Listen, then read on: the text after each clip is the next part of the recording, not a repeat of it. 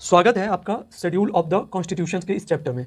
देखिए, CUET हो, UPSC हो या UPPCS जैसे एग्जाम्स हो, उसमें ये चैप्टर से क्वेश्चन आता ही आता है। तो एक बात समझ लेंगे तो कभी भूलेंगे नहीं। देखिए, ऐसे ही क्वेश्चन आते हैं कि ओरिजिनली शेड्यूल्स कितने थे जब कॉन्स्टिट्यूशन बना था 1950 में। एंटी डिफेक्शन लॉ किस शेड्यूल में आता है, centre state power, tribal area, languages, oath, territory, Rajya Sabha. देखिए, पहले आप इसे समझ लीजिए, फिर हम इसे याद भी करेंगे। देखिए, पहला शेड्यूल जो होता है वो एक नंबर है, वो यूनियन, टेरिटरीज और स्टेट्स के बारे में। देखिए, जब हमारा कॉन्स्टिट्यूशन लागू हुआ था 1950 में, तो उस समय जो शेड्यूल्स थे वो 8 थे, 8 शेड्यूल थे, और धीरे धीरे उनमें कॉन्स्टिट्यूशनल अमेंडमेंट हुए और 12 शेड्यूल्स हो गए। यानी जोड़ा कौन सा गया, 9th, 10th, 11th, 12th, amendment होते गए और शेड्यूल्स बढ़ते गए। प्रेजेंट टाइम में टोटल 12 शेड्यूल्स हैं।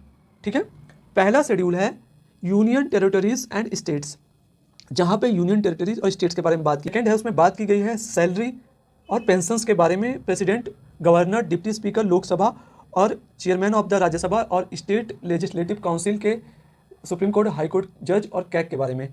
तीसरे में ओथ्स के बारे में बात की गई है कि कैसे ये लोग शपथ लेंगे, MP MLA कैग के बारे में। चौथा है RS, मतलब राज्यसभा में सीट्स का एलोकेशन कैसे होगा स्टेट और यूनियन टेरिटरीज में।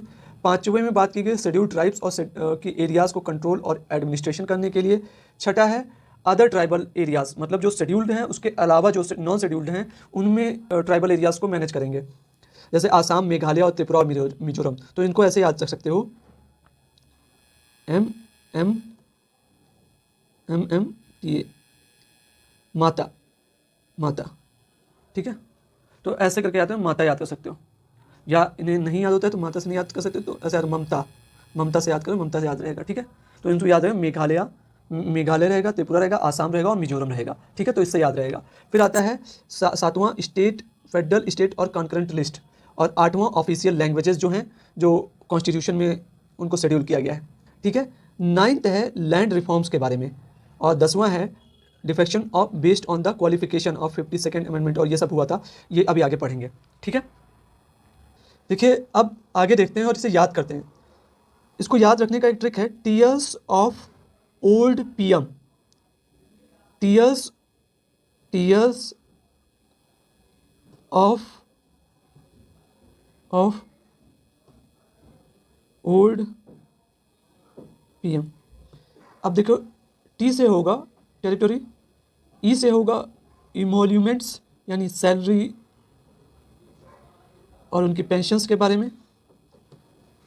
थर्ड होगा ओथ और अफर्मेशन के बारे में। R होगा राज्यसभा सीट्स के बारे में। S होगा शेड्यूल एरियाज़ के बारे में। O फॉर ट्राइबल एरियाज़ के बारे में।